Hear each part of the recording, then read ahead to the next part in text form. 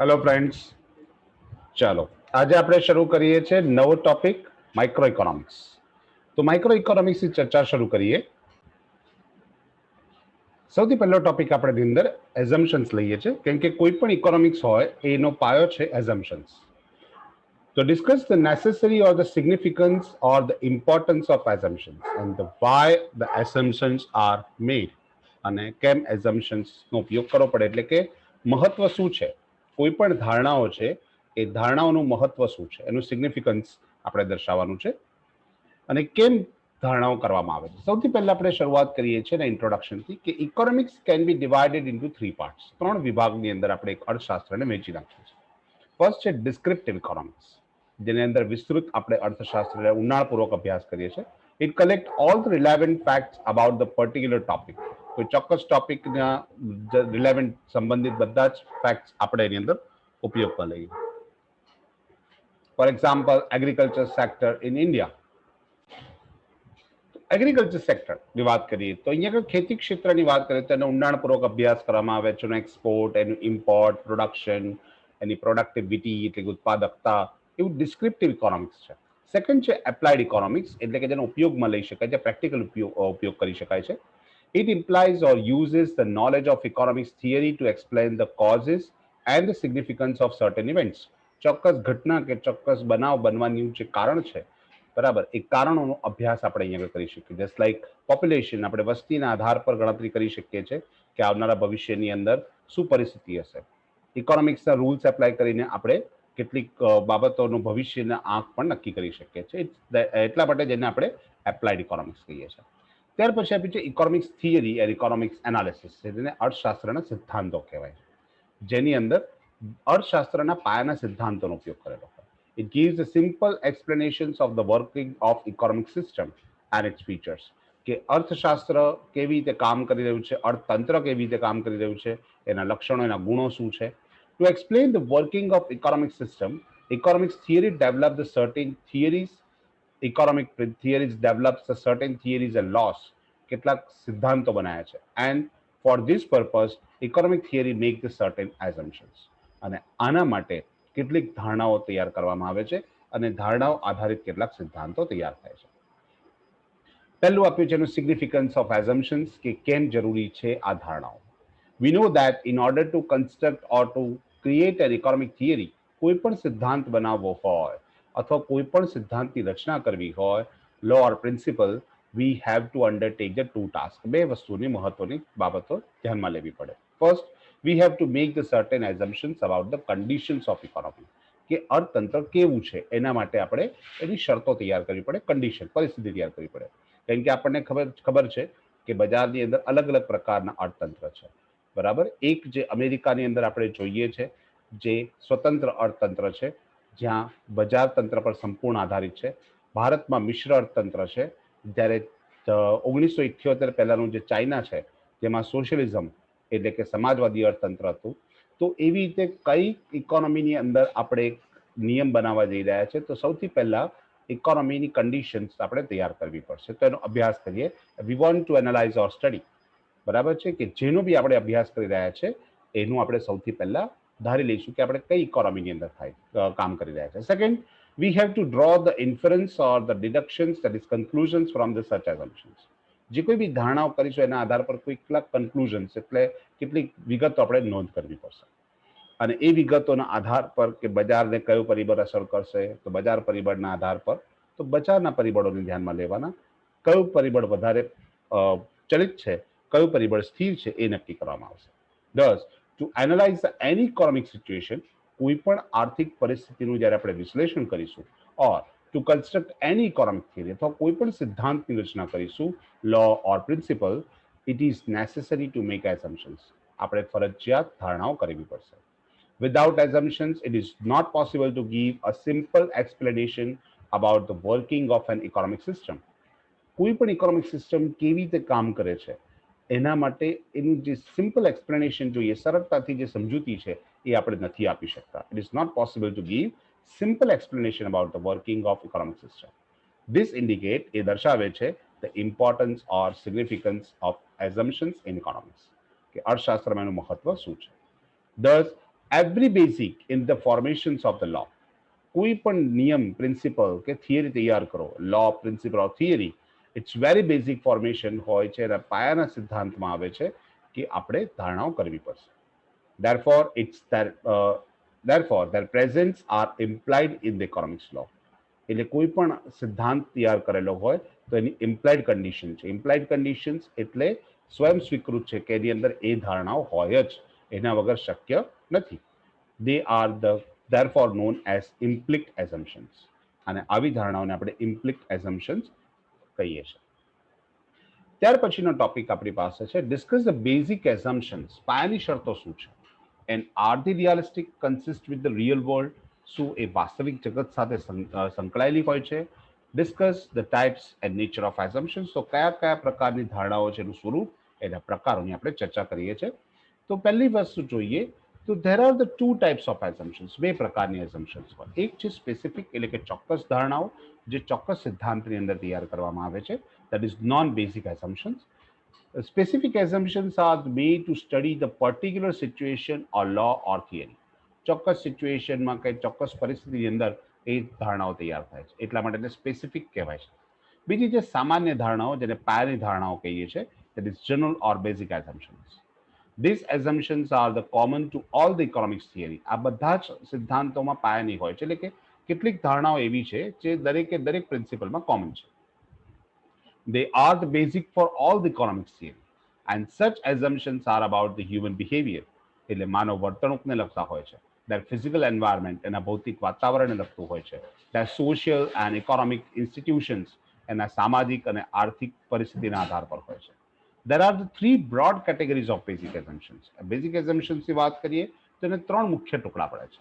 પહેલું આપ્યું છે regarding the human behavior, એટલે માનવ વર્તણૂકની વાત કરીએ. These assumptions are known as the assumptions of the economic rationality. Rationality એટલે કે આપણું વ્યાજબી સ્વરૂપ.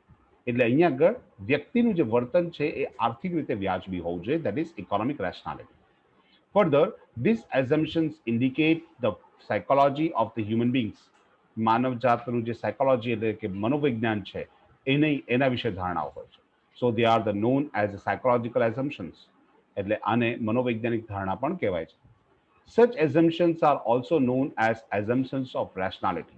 બીજા કેટલાક લોકો એને વાસ્તવિકતાની ધારણાઓ અથવા તો વ્યાજબીકરણની ધારણાઓ કહે છે. It is assumed that the every person behave rationally. એવું માનવામાં આવે છે કે દરેકે દરેક વ્યક્તિ સિન્સિયરલ મેનર એટલે એક યોગ્ય વર્તન કરતો હોય છે. That is sensible manner. From the viewpoint of this economics, અર્થશાસ્ત્રની દ્રષ્ટિએ જોવા જઈએ તો human beings can be classified into three parts: consumer, producer or businessman. એક ગ્રાહક તરીકે એની કેટલીક વર્તણૂક હોય છે, એની કેટલીક સાયકોલોજી હોય છે. એક પ્રોડ્યુસર તરીકેની કેટલીક સાયકોલોજી હોય છે અને એક બિઝનેસમેન તરીકેની કેટલીક સાયકોલોજી હોય છે. તો એ હ્યુમન બિહેવિયર લગતું હોય છે. તો regarding the behaviour of the consumer, જો ગ્રાહકની વાત કરીએ તો ગ્રાહક તરીકે કેવું વર્તન હોય છે? These assumptions are as follows. The consumer behave rationally. ગ્રાહકનું વર્તન સામાન્ય છે. સામાન્ય વર્તન કોને કહેવાય છે? તો લખ્યું છે કે this means the consumer is aware of what he wants and what he does not want. ગ્રાહકને ખબર હોય છે કે એને શું જોઈએ છે અને એને શું નથી જોઈતું. એટલે કે જ્યારે ઘરેથી કોઈ પણ વસ્તુ લેવા માટે બહાર જાય છે તેને ખબર છે કે શું વસ્તુ લેવા જઈ રહ્યો છે અને કઈ વસ્તુ લઈને આવશે. બરાબર છે? For example, when he goes to shop and ask for rice, જ્યારે બજારમાં જાય છે અને બજારમાં ચોખાની માંગ કરે છે, it is clear that he does not want any other things. એ માત્ર ને માત્ર ચોખા જ લેશે, ભલે 10 વસ્તુના ભાવ પૂછશે પણ એની માંગ નહીં કરે. એ સ્પષ્ટ ખ્યાલ છે. બરાબર? અને માત્ર ચોખાની માંગ કરશે અને એ વસ્તુ ખરીદશે. એટલે ગ્રાહકનું વર્તન સામાન્ય છે. Second thing, the consumers taste and preference remain same. ગ્રાહકની પસંદગી જે છે અને ગ્રાહકનો ટેસ્ટ એટલે કોઈ પણ વસ્તુ પ્રત્યેનો એનો અભિગમ જે છે એ કેવો છે? સમાન રહે છે કાયમ માટે, એવું ધારી લેવામાં આવે છે. This means the likes, dislikes, preference, etc. of the consumers do not change very frequently. વારંવાર આ બધી વસ્તુ બદલાતી નથી. આપણને શું ભાવે છે, શું ગમે છે, શું નથી ગમતું, આપણી પસંદગીનો સ્તર કેવો છે, આપણું પ્રેફરન્સ લેવલ કેવું છે, એ હંમેશા સ્થિર હોય છે, વારંવાર બદલાતું નથી. એવી ધારણા અહીંયા કરવામાં આવે છે રિગાર્ડિંગ ધ કન્ઝ્યુમર, એક ગ્રાહક તરીકે. ત્રીજી વસ્તુ આપી છે, consumer tries two get the maximum satisfaction four there money spend. આ સૌથી સામાન્ય છે કે દરેક ગ્રાહક હંમેશા પોતે જે પૈસા ખર્ચે છે એમાંથી મહત્તમ સંતોષ મેળવવાનો પ્રયત્ન કરે છે. This means the main object of the consumer is to obtain maximum satisfaction with the help of limited resources. એની પાસે જે કોઈ બી મર્યાદિત સ્ત્રોત એટલે કે પૈસા છે એ પૈસામાંથી સારામાં સારી રીતે પોતાની જરૂરિયાત સંતોષાય અને મહત્તમ સંતોષ મળે એવો પ્રયત્ન કરશે. સો he will purchase and consume the various goods and services.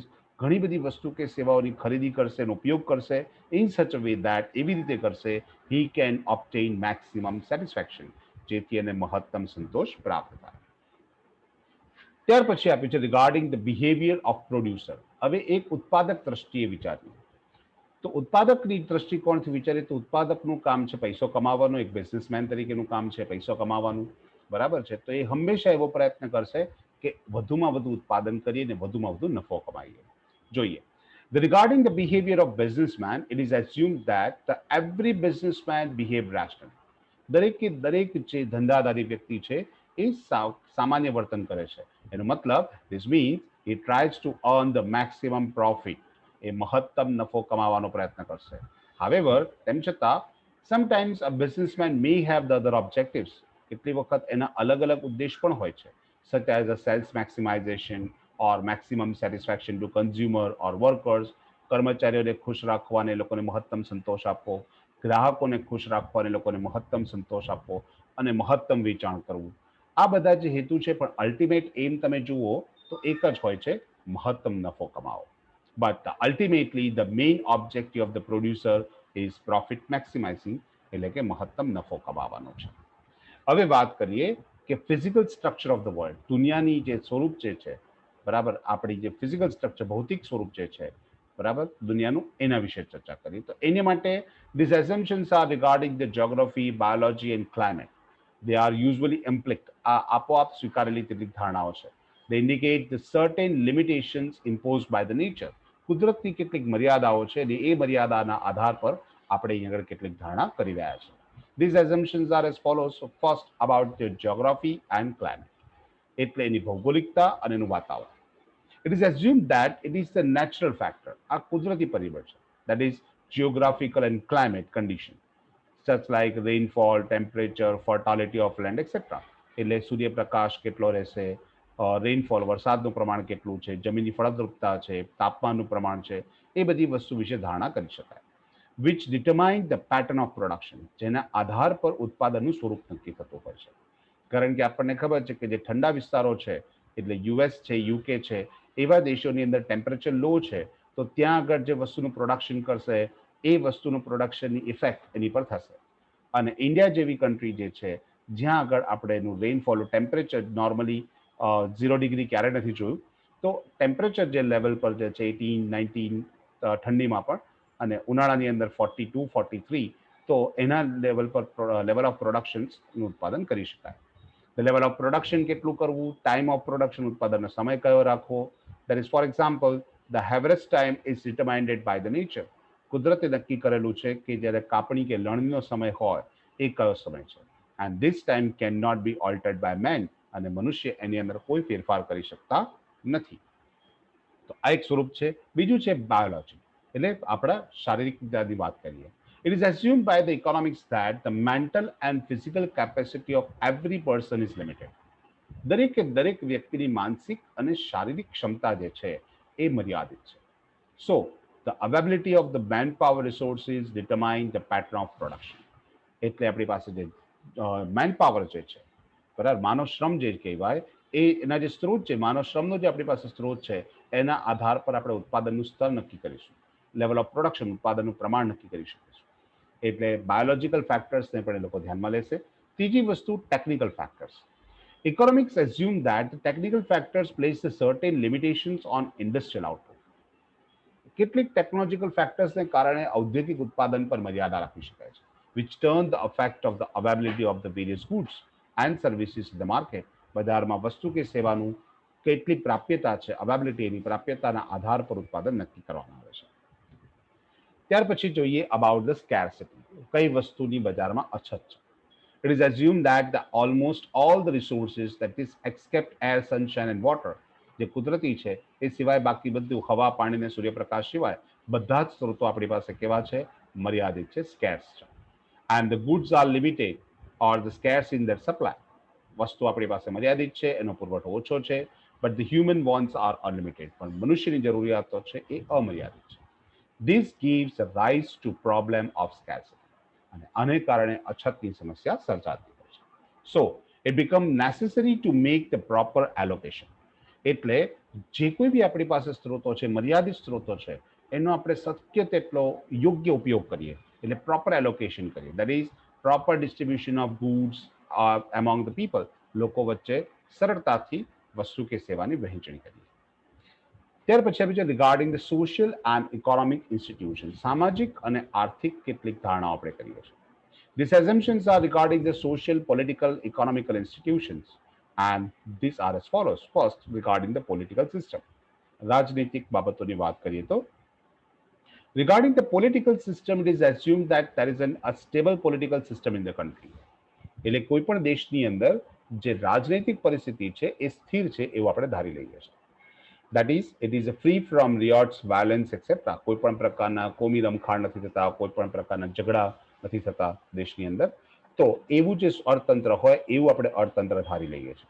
This means the government are able to maintain the law and order in the country. દેશની અંદર જે કાયદા કાનૂન, કાયદા વ્યવસ્થા જે છે એ સરકાર એ ચલાવવામાં સફળ છે અને દેશમાં શાંતિ છે એવી પરિસ્થિતિની અંદર આપણે ચર્ચા કરીશું, એ ધારણા કરીશું અને એના આધાર પર કોઈ પણ નિયમ તૈયાર કરી શકાય. Further it is assumed that the people are earning their incomes in lawful manner. લોકો કાયદેસર લોકો પોતાની આવકો પ્રાપ્ત કરે છે. સમાજમાં જેટલા પણ લોકો છે એ કાયદેસર આવકો પ્રાપ્ત કરે છે. And not by the anti social activities. કોઈ પણ પ્રકારની કાળાબજારી નથી કરતા, કોઈ પણ પ્રકારની અસામાજિક પ્રવૃત્તિ નથી કરતા. લાઇક ધ બેંક રોબરીઝ એટલે કે બેંક લૂંટવું, સ્મગલિંગ કરવું એટલે કે દાણચોરી કરવી વગેરે. ત્યાર પછી આપણે જોઈએ તો about the economic institutions or market, બજાર વિશેની ચર્ચા. તો it is assume that there are the many markets. ઘણા બધા બજાર છે, એટલે કે બજારના સ્વરૂપ છે. આપણને ખબર છે કે ઘણા બજારના મોનોપોલી એટલે કે ઇજારાશાહી છે, બરાબર છે. ઓલિગોપોલી છે એટલે અલ્પહસ્તક કે દ્વિહસ્તક ઇજારો છે, બરાબર. કોમ્પિટિશન છે, પરફેક્ટ કોમ્પિટિશન છે, પૂર્ણ હરીફાઈની પરિસ્થિતિ. તો અલગ અલગ સ્વરૂપના બજાર આપણી પાસે છે. તે દરેકે where the prices of the goods are determined by buyers and sellers. જ્યાં ગ્રાહક એટલે કે ઉત્પાદક અને ગ્રાહક બંને ભેગા મળીને વસ્તુની કિંમત નક્કી કરે છે. Who comes into close contact with each other. જ્યાં બંને એકબીજાથી એકદમ નજીક આવે છે એ બજાર. It is assumed that એવું ધારી લેવાય છે કે there is a perfect competition in the market. આપણે અહીંયા આગળ ધારણા કરી લઈશું કે જ્યારે બજારમાં પૂર્ણ હરીફાઈ છે ત્યારે અર્થતંત્રની અંદર શું પરિવર્તન આવશે અને એના આધાર પર આપણે કોઈ પણ આર્થિક નિયમો તૈયાર કરીશું. And all the consumers are aware of the market condition. દરેકે દરેક ગ્રાહકને બજાર વિશે સંપૂર્ણ જ્ઞાન છે. So there is exist a single uniform price throughout the market. માટે બજારમાં એક સમાન કિંમતનું વલણ જોવા મળે છે. સમગ્ર બજારમાં એક જ પ્રકારની કિંમત જોવા મળે છે. નેક્સ્ટ ટોપિક આપણી પાસે છે થિયરી ઓફ કન્ઝમ્પશન, જેની ચર્ચા આપણે નેક્સ્ટ લેક્ચરમાં કરીશું. બાય. આ વિડીયો જો તમને ગમ્યો હોય તો તમારા ફ્રેન્ડ સાથે શેર કરજો, લાઈક કરજો અને સબસ્ક્રાઇબ કરજો. Thank you.